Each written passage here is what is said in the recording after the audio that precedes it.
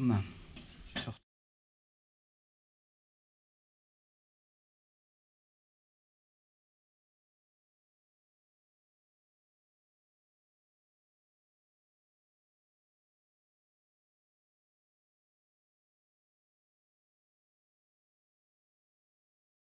C'est une joie pour nous de vous accueillir. Parce qu'en fait, on va vivre un beau moment ensemble. Ben l'a déjà dit, mais aujourd'hui, on se retrouve pour vivre ensemble le baptême de Simon. C'est avec joie que nous vous accueillons, famille et amis. Soyez vraiment les bienvenus parmi nous. Pour plusieurs d'entre vous, c'est peut-être votre première fois dans une église, et peut-être même dans une église évangélique. Mais pas de panique, tout va bien. En fait, c'est quoi une église ? Ce sont des personnes, plus ou moins jeunes, qui viennent parce que Jésus a dit des choses ou a fait des choses qui les attirent. Certains croient, d'autres se posent des questions. En fait, ce qu'il faut bien comprendre, c'est que la personne de Jésus fascine. J'aimerais vous faire réaliser à quel point elle fascine. Vous savez, cette semaine, on a entendu parler de quelqu'un avec insistance, un certain Nicolas Sarkozy. Vous savez ce que Nicolas Sarkozy a dit un jour par rapport à la personne de Jésus ? On lui posait la question suivante. Imaginez que vous avez le droit d'inviter 4 personnages historiques. Vous voulez manger avec eux, vous voulez discuter avec eux. Vous savez quelle a été la réponse de l'ex-président ? Vous rigolez, je ne veux qu'un seul invité, Jésus. Parce que quand même, si c'est vrai, quelqu'un qui ressuscite, c'est pas banal. Et si c'est pas vrai, quelqu'un qui a eu seulement 3 années de vie publique, et qui, 21 siècles plus tard, parle encore à 4 milliards d'individus sur Terre, c'est pas banal non plus. Attends, j'ai pas la main sur ça. Ok. En fait, les miracles, les enseignements, la vie de Jésus nous interpellent encore aujourd'hui. C'était aussi le cas du temps de Jésus. Nous voyons cela dans l'évangile de Luc, au chapitre 17, les versets 11 à 19. À cet endroit-là, il y a 10 lépreux qui rencontrent Jésus. 10 lépreux qui semblent attirés par Jésus. Et voici, je pense, la question fondamentale que nous pose ce texte. Qu'est-ce qui nous pousse à nous approcher de Jésus ? Qu'est-ce qui nous attire à lui ? Qu'est-ce qui nous donne envie d'en savoir plus ? Je lis le texte à partir du verset 11. Au cours de son voyage vers Jérusalem, Jésus passait entre la Samarie et la Galilée. Comme il entrait dans un village, 10 lépreux vinrent à sa rencontre et se tenaient à distance. Ils élevèrent la voix et dirent « Jésus, Maître, aie pitié de nous !» En les voyant, il leur dit « Allez vous montrer au sacrificateur. » Et pendant qu'ils y allaient, il arriva qu'ils furent purifiés. L'un d'eux, se voyant guéri, revint sur ses pas et glorifia Dieu à haute voix. Il tomba face contre terre aux pieds de Jésus et lui rendit grâce. C'était un Samaritain.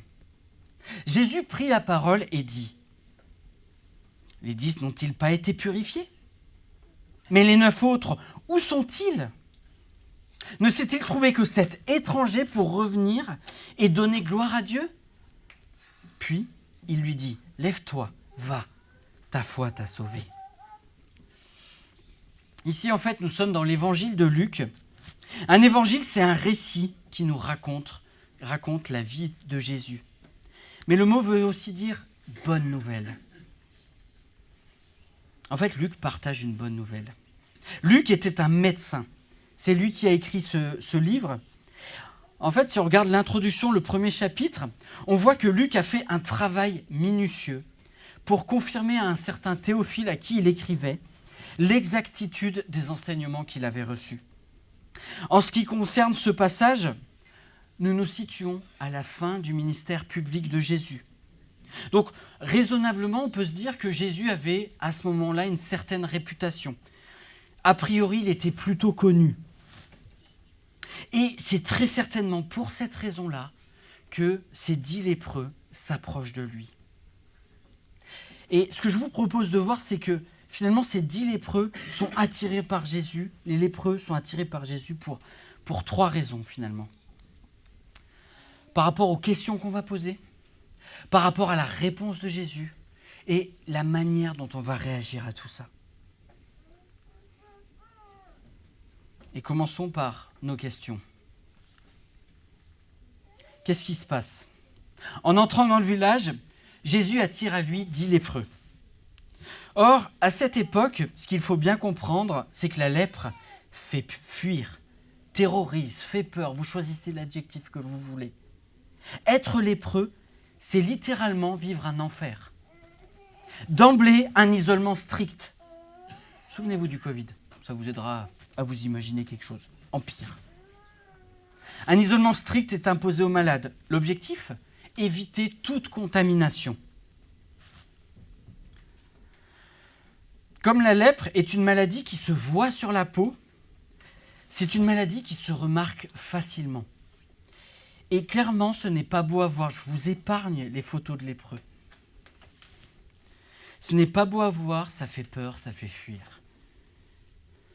En plus de tout cela, lorsqu'il se promène dans la rue et que, par exemple, il y a des gens autour de lui, vous savez ce que doit faire le lépreux à l'époque de Jésus ? Il doit crier « Impur !» dans la rue pour que les gens fuient autour. Pour signaler sa présence. Ne sait-on jamais que quelqu'un ne l'aurait pas remarqué ? En fait, pour bien comprendre le degré de psychose qu'il y avait à l'époque de Jésus autour de la lèpre, je vous cite ce qu'un contemporain de Jésus a dit par rapport à la lèpre. Quand je vois un lépreux, je lui lance des pierres de peur qu'il ne s'approche de moi. Ça, c'est la vie d'un lépreux à l'époque de Jésus. Devenir lépreux, en fait, c'est voir sa vie voler en éclats.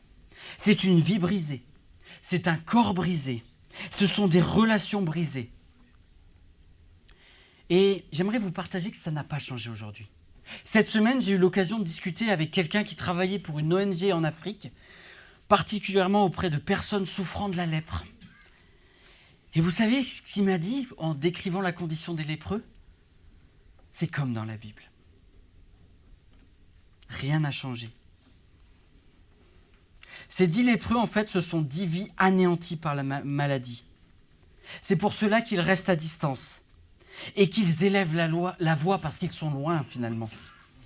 Leur demande, elle est simple. « Aie pitié de nous ». Dit autrement, en fait, ils demandent la guérison. C'est une formulation qu'on revoit souvent quand Jésus guérit des personnes. Ces 10 personnes sont en train de demander la guérison. Jésus est leur dernier recours. Parce que, en fait, la médecine ne peut rien pour eux. Jésus est leur seul et dernier espoir. Peut-être ont-ils entendu parler d'histoires, d'ailleurs, de guérison faites par Jésus. Et là, vous pourriez me dire, mais bon, c'est bon, la lèpre, j'ai jamais vu de cas, ça n'existe pas en France. J'ai quand même recherché, les cas de lèpre en France sont rarissimes. C'est souvent des immigrés qui arrivent en France, il n'y a pas de contamination. Alors, c'est quoi le rapport ? En fait, plusieurs théologiens comparent la lèpre à notre condition humaine. Selon la Bible, l'être humain créé par Dieu a rejeté son Créateur. Et ce qu'il faut comprendre, c'est que cela n'est pas sans conséquences. Parmi les conséquences les plus palpables, voici ce qu'on trouve. Et je suis sûr que ces conséquences vous parleront. Le mal, l'injustice, le désespoir, la maladie, la mort. Tout cela est source de souffrance pour chacun d'entre nous. Et cela est vrai qu'on croit en Jésus ou que l'on ne croit pas en Jésus. C'est la même chose. Alors vous savez ce qu'on fait? On cherche des solutions. Première chose auquel on pense, les loisirs, l'alcool, la drogue, la cigarette ou que sais-je. L'accomplissement au travail, on veut réussir, on veut faire carrière, on veut avoir un poste haut placé. Dans le plaisir, dans la famille, on veut construire une famille solide, épanouie. Dans les amitiés ou même dans les possessions matérielles. Le problème avec toutes ces choses, qui pour la majorité ne sont pas mauvaises en soi, c'est qu'en fait elles ont toutes la capacité de nous décevoir. Elles nous décevront toutes un jour. C'est la réalité. Et vient un moment où tout nous a déçus et il nous reste une chose à faire. Lever les yeux au ciel. Quand rien ne marche, voici le genre de questions qu'on peut se poser. Si tu existes, Dieu, pourquoi je souffre? Pourquoi je suis mal dans ma peau? Pourquoi je suis malade? Pourquoi parfois j'ai des idées noires dans ma tête? En fait, c'est ce que les lépreux ont vécu. Puisque personne ne pouvait les aider, ils ont posé leurs questions à Jésus. Nous aussi, quand nous comprenons que rien ne marche, levons les yeux au ciel. Interpellons Jésus. Osons le faire. J'aimerais qu'on réalise ceci. Si 2,5 milliards de personnes aujourd'hui croient en Jésus, ce n'est pas parce qu'elles ont une vie parfaite.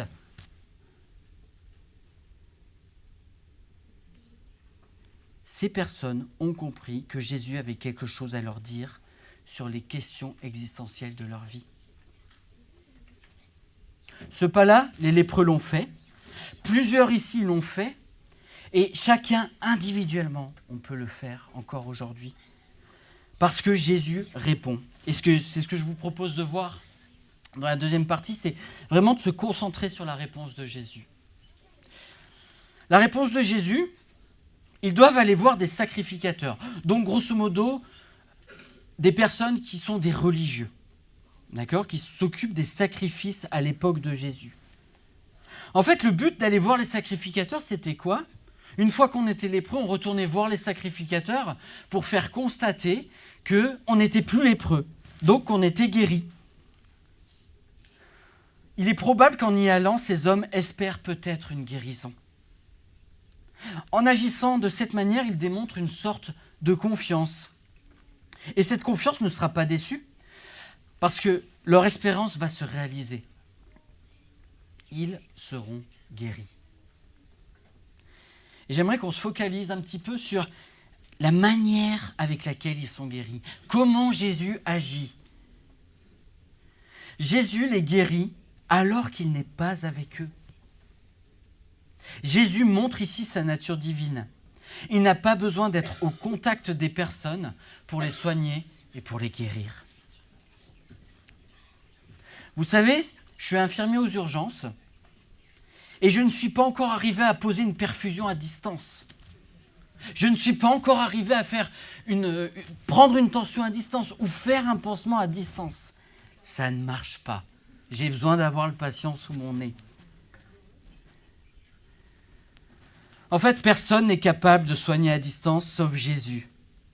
Et cela nous démontre qui il est, le Fils de Dieu. Alors, on pourrait être choqué. Comment se fait-il qu'une seule personne parmi les 10 ait saisi cette réalité-là? Il y aurait de quoi être révolté, surtout si on réfléchit à ce que veut dire être guéri de la lèpre. Parce que c'est pas rien en fait. On parle ici d'une restauration complète. Premièrement, votre corps arrête de vous faire souffrir.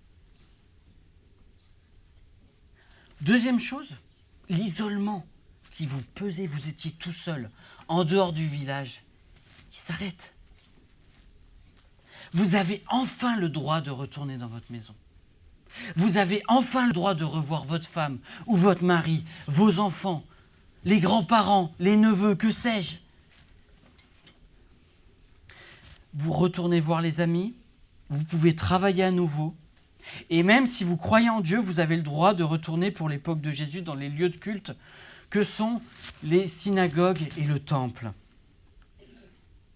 En fait, quand Jésus guérit un lépreux, il le restaure corporellement, il le restaure socialement, il le restaure spirituellement. C'est une restauration complète. Et il n'y a qu'une seule personne finalement qui saisit la portée de ce qu'il vient de se passer. Tandis que les autres semblent avoir pour priorité de vie de reprendre le cours de leur vie. Ils continuent leur chemin si vous regardez le texte. Alors qu'en est-il pour nous ? Jésus nous est présenté comme étant venu sur terre pour nous partager une bonne nouvelle. Il est mort sur une croix pour nous pardonner de nos fautes et nous accorder la vie éternelle. Il désire transformer nos cœurs pour réorienter nos priorités de vie vers ce que Dieu veut. Il redonne un sens à nos vies en plaçant dans nos cœurs la réalité de l'éternité, quand nous plaçons notre confiance en lui. Tout cela vient répondre à nos incompréhensions, nos doutes, nos souffrances, nos désespoirs. Et si vous regardez bien, comment les gens réagissent ? Certains sont indifférents, d'autres se moquent, et d'autres encore cherchent à discréditer cette bonne nouvelle. Quand je considère tout cela, vous savez ce que je fais ? J'aime à me rappeler l'une des paroles de Jésus alors qu'il était sur la croix, au cœur de l'adversité. Père, pardonne-leur, car ils ne savent pas ce qu'ils font. C'est l'une des 7 paroles que Jésus a dites à la croix. Alors qu'il est en train de payer pour nos fautes, le cœur de Jésus veut pardonner inlassablement. Il ne se focalise pas sur ceux qui l'ignorent, les 9 lépreux. Il se concentre sur celui qui va accepter sa réponse.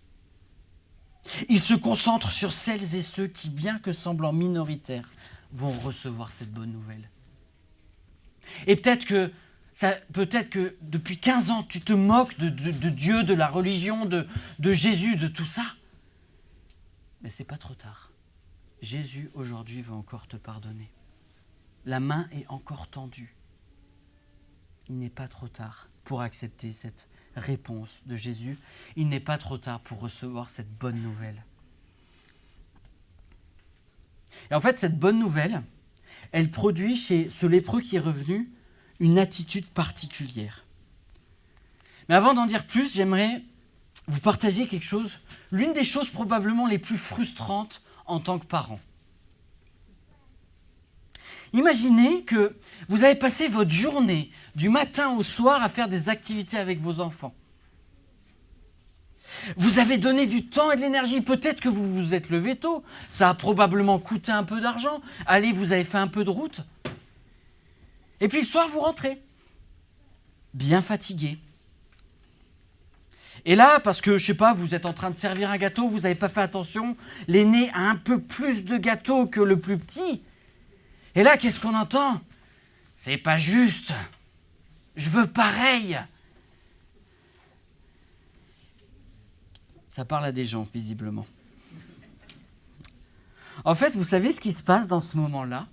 C'est que mon cœur me rappelle que je n'ai pas eu un merci, que je n'ai pas eu une marque de reconnaissance. Je ne pense pas vivre ça de manière exclusive, je pense que non, on est tous concernés. À la fois par le manque de reconnaissance des autres, mais à la fois par notre propre manque de reconnaissance. Jésus lui aussi a vécu ça. 10 personnes ont été guéries et une seule vient exprimer sa reconnaissance. Alors en termes de top de l'ingratitude, on est là. On est bien. Mais ce que je vous propose, c'est qu'au lieu de nous focaliser sur l'ingratitude, on se focalise sur la reconnaissance, sur cette attitude de celui qui revient.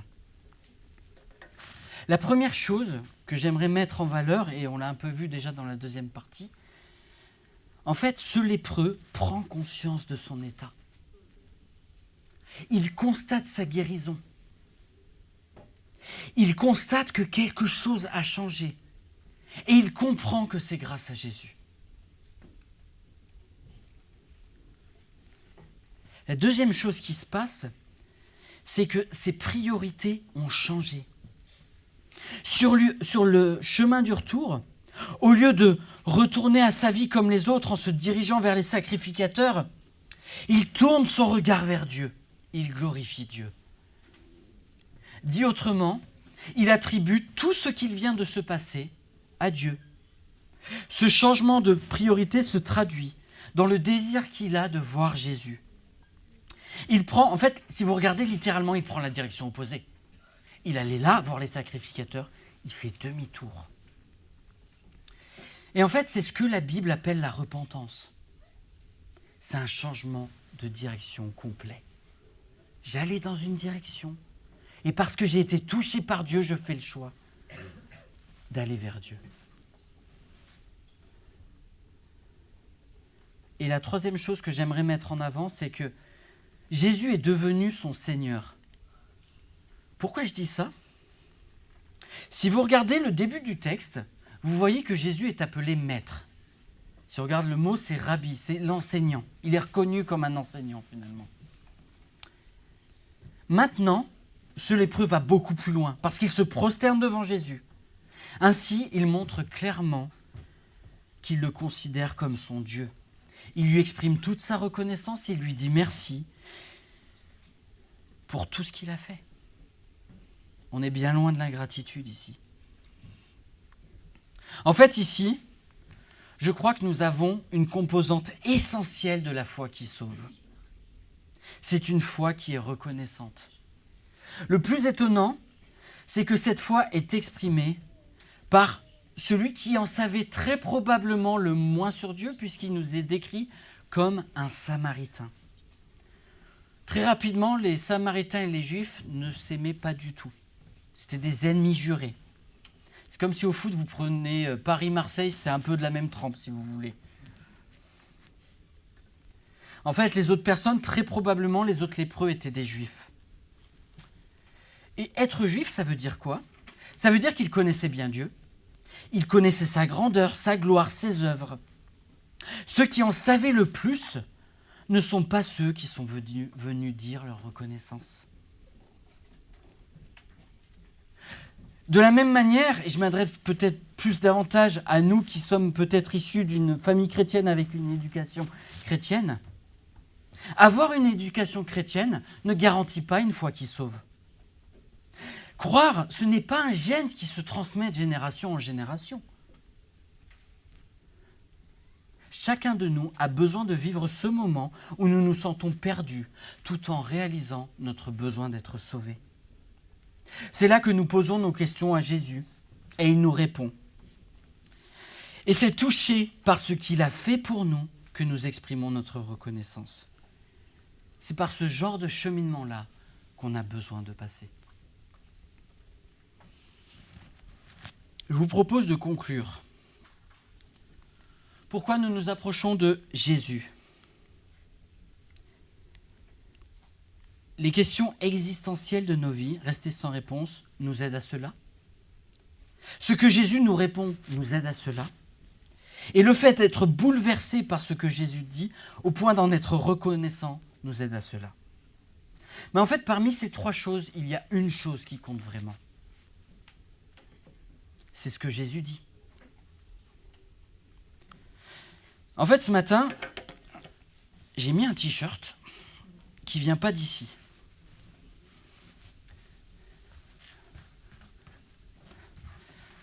Alors, il y a 2 semaines, on était avec Paul en Pologne. On visitait une église qui est jeune, qui a une petite dizaine d'années. Et en fait, le dimanche matin, ils nous ont remis ce cadeau à Paul et à moi en guise de... pour nous remercier de notre venue et vraiment plein de reconnaissance. Et en fait, je vais vous demander de me dire, Paul, tu sais, toi, je crois, donc tu dis pas, est-ce que vous pouvez me dire ce qu'il y a marqué au dos ?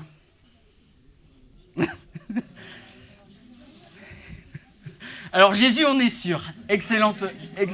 Hein ? Non, en fait, parce que, bien sûr, aucun d'entre nous ne parle polonais, on est d'accord. Et en fait, ce qui s'est passé, c'est que j'ai demandé à un des anciens, un des responsables de l'église, c'est marqué quoi ? Vous savez ce que c'est marqué ? Jésus change tout. C'est simple. C'est un peu comme leur slogan. Jésus change tout. Dans le texte de ce matin, ce ne sont ni les questions du lépreux, ni sa reconnaissance qui ont tout changé, mais c'est l'œuvre de Jésus. Dans ma vie personnelle, c'est pas ce que j'ai fait ou pas fait, c'est pas les œuvres que j'ai pu faire qui ont compté, mais c'est l'intervention de Jésus. Dans la vie de plusieurs d'entre nous ici, c'est aussi le cas.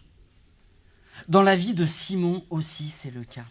Et ce que j'aimerais dire, c'est qu'aujourd'hui, Jésus a encore ce pouvoir, réorienter complètement le cours de ta vie, changer tes perspectives de vie, t'aider à traverser l'épreuve, t'aider à traverser la souffrance et te donner une nouvelle espérance.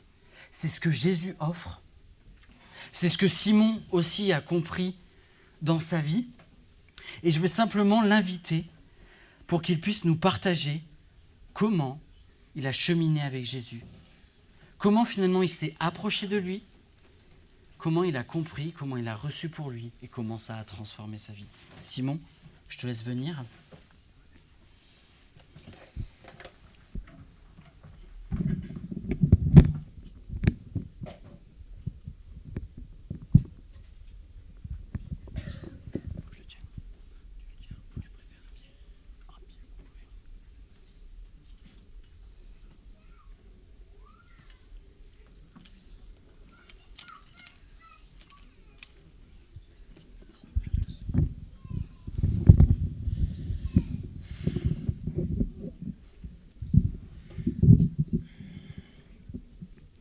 Allô? Ouais. Vous m'entendez? Ok. Déjà, je veux tous vous remercier d'être là pour ce moment et remercier Julien aussi pour le partage qu'il vient de faire. Donc voilà, je vais commencer par me présenter. Donc, je m'appelle Simon, j'ai 22 ans depuis hier et je suis dans cette église depuis un peu plus de 2 ans maintenant. Mais j'ai pas toujours vécu ici à Dijon. J'ai grandi dans une ville qui s'appelle Montargis, dans le Loiret. Et j'ai grandi avec mes 3 frères et sœurs et mes parents qui sont présents aujourd'hui. Et pour tout vous dire, j'aimais pas trop cette ville. Je la détestais même, et je pense que je l'ai bien fait sentir à mes parents dans mon enfance. Mais voilà, la chance qu'on a eue avec mes frères et sœurs, c'est de grandir dans l'amour, malgré le désespoir d'être dans cette ville. Et tous les dimanches, nous allions à l'église. C'était une petite église où nous étions une quinzaine, je pense, et avec mes frères et sœurs, on était quasiment les seuls jeunes là-bas. Et tant que nous étions enfants, dans cette église, ma mère nous enseignait régulièrement les histoires de la Bible, ou bien nous faisait faire des activités en lien avec la Bible. Je me souviens par exemple un dimanche où on avait vidé tout un tube de dentifrice sur la table, puis on avait essayé sans succès de le remettre à l'intérieur pour comprendre que les paroles et les mots blessants que l'on dit ne sont pas réversibles.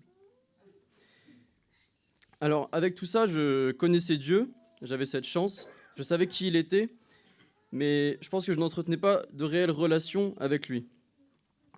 Pourtant, Dieu nous appelle à le faire. Dans la Bible, en Ésaïe chapitre 55, verset 6, il est écrit « Cherchez l'Éternel pendant qu'il se trouve, invoquez-le tandis qu'il est prêt ». Ce verset, je l'ai lu des centaines de fois. C'est peut-être même le verset que j'ai le plus lu dans la Bible, mais pas parce que je le voulais, mais tout simplement parce qu'il était écrit en énorme sur un des murs de notre église. Alors, difficile de le rater, mais plus difficile à mettre en pratique. Il y avait écrit « Cherchez l'Éternel ». Mais pourquoi ? Pourquoi avoir besoin de Dieu quand je peux jouer au PC toute la journée ? Pourquoi avoir besoin de lui quand j'ai déjà à manger, une maison et tout le confort que le monde m'apporte ? Alors, ce que je recherchais, c'était plutôt de l'estime. Jouer sur mon ordi et savoir que j'étais pas mauvais au jeu, ça me donnait ce sentiment-là d'estime. Et je recherchais beaucoup aussi l'attention des autres. Peut-être même un peu trop selon mes frères et sœurs à la maison. Et j'étais pas malheureux, loin de là, mais je pense que j'ai trop fini, souvent déçu ou frustré d'avoir mis mon énergie et mon espérance dans ces choses du monde. Et comme je l'ai dit, j'ai eu la chance de grandir dans une famille chrétienne qui m'a notamment permis de faire des colonies de vacances et des camps chrétiens. Alors non seulement ça me permettait d'être loin de Montargis pendant une semaine, mais c'est aussi dans ces moments-là, dans un camp, que j'ai fini par donner ma vie au Seigneur, en comprenant que les choses du monde sont temporaires, mais celles d'en haut sont éternelles. Alors j'ai cherché l'Éternel. J'ai mis en pratique ce verset que j'avais lu tant de fois. Cherchez l'Éternel pendant qu'il se trouve, invoquez-le tandis qu'il est prêt. Seulement, malheureusement, je reste humain, comme nous tous, et vivre avec Dieu ne fait pas de moi un être parfait, loin de là même. Mais Dieu a changé ma vie. Il m'a par exemple appris l'importance de donner de l'amour aux autres.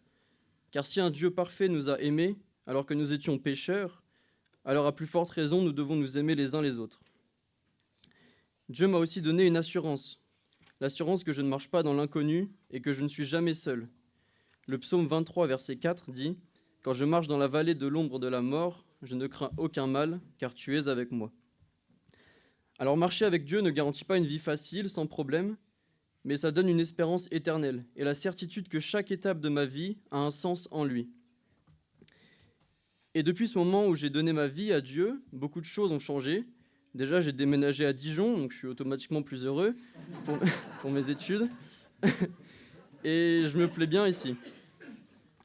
Je suis aussi arrivé dans cette église il y a 2 ans, où j'ai pu rencontrer beaucoup de personnes inspirantes dans la manière dont ils vivent leur foi. Il y a aussi des choses qui n'ont pas changé, comme le fait que je peux toujours passer une journée entière sur mon PC à jouer. Et je consacre également beaucoup de temps et d'énergie à mon sport, la force athlétique. Mais la différence, c'est qu'aujourd'hui, mon espérance n'est pas dans ces choses-là, mais en Christ. J'ai accepté son sacrifice à la croix pour le pardon de mes fautes, et j'ai accepté qu'en lui seul se trouve l'espérance éternelle. Et si je suis devant vous aujourd'hui, c'est pour vous témoigner publiquement de cette espérance et de cette appartenance à Dieu. Je finirai alors par vous lire ce verset dans 2 Corinthiens, chapitre 5, verset 17, qui résume bien ce que Dieu a fait dans ma vie. « Si donc quelqu'un est en Christ, il est une nouvelle créature. Les choses vieilles sont passées, voici, toutes choses sont faites nouvelles. » Amen.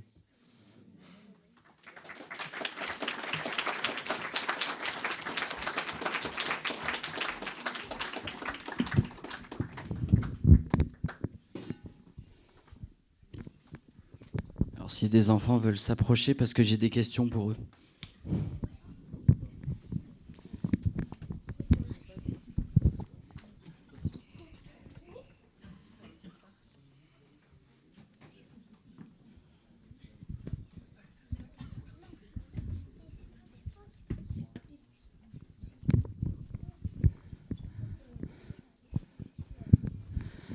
Alors les enfants, c'est quoi le baptême? Ah! Alors, vas-y. Oui? Ok, c'est d'être avec Dieu, Yolan.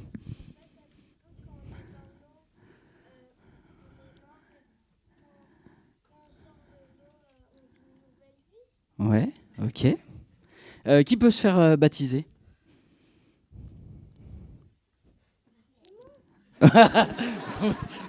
Oui, mais plus largement. C'est pour qui le baptême? Oui, vas-y. Pour tout le monde? Est-ce que tu penses qu'il faut quelque chose de particulier ou pas? Non? Vas-y. C'est-à-dire, oui, il faut croire. Il faut croire en Dieu. En fait, quand on regarde le baptême dans la Bible, ce qu'on comprend du baptême, c'est que premièrement, c'est un commandement. Jésus nous demande de baptiser celles et ceux qui ont placé leur confiance en lui. Donc c'est un commandement. Deuxièmement, tu l'as évoqué, Yolan, il y a quelque chose de symbolique derrière.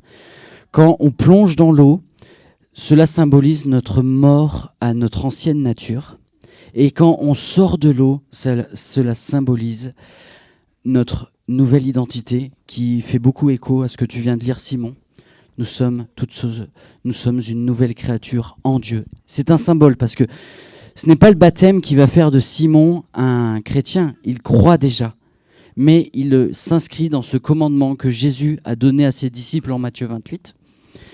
Et vous allez voir aussi une autre particularité par rapport au baptême ici, c'est que donc, le baptême, quand on regarde le mot baptême, en fait, il renvoie à l'idée de plonger dans l'eau. Ok ? Et ce baptême, il va plonger 3 fois dans l'eau. Non pas qu'il ait besoin d'être baptisé 3 fois, mais en fait l'idée c'est vraiment qu'on croit en un Dieu trinitaire. Dieu le Père a envoyé son Fils Jésus-Christ sur la terre pour manifester son œuvre, sa vie, mourir sur terre, à la croix, pour nos fautes, pour nous pardonner et nous épargner le jugement que nous méritions sans ça. Et le Saint-Esprit nous aide à comprendre cela. Il vient toucher notre cœur et nous aider à comprendre. Et c'est un peu, voilà, pour toutes ces raisons qu'on veut faire, c'est un choix qu'on fait. C'est ni bien ni mal, on veut vraiment symboliser cette idée qu'on croit en un Dieu trinitaire, Père, Fils et Saint-Esprit. Simon, je vais te laisser rentrer.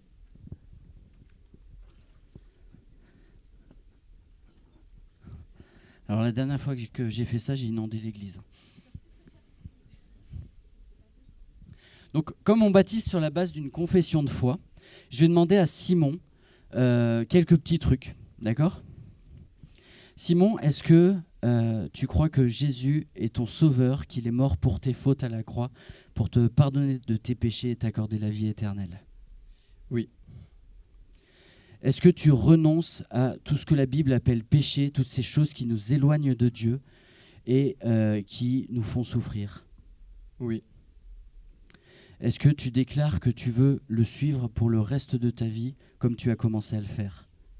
Oui. Sur la base de ta confession de foi, je te baptise.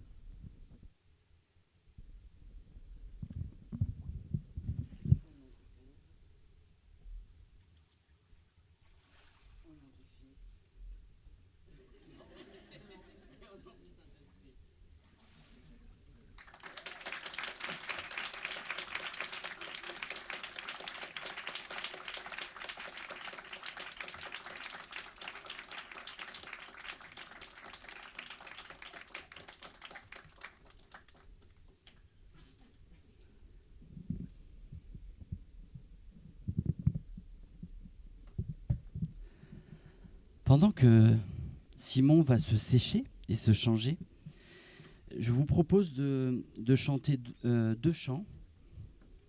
Alors,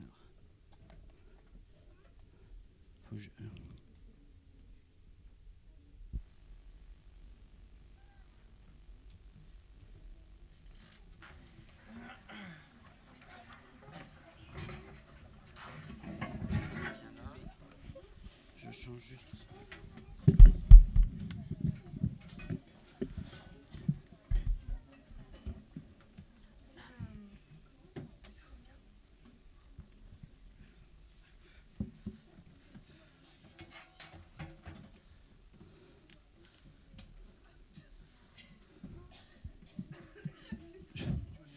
Pardon.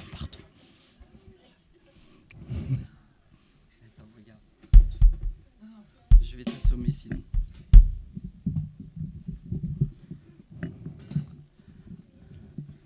Premier chant qui s'appelle « Mon ancre et ma voile ».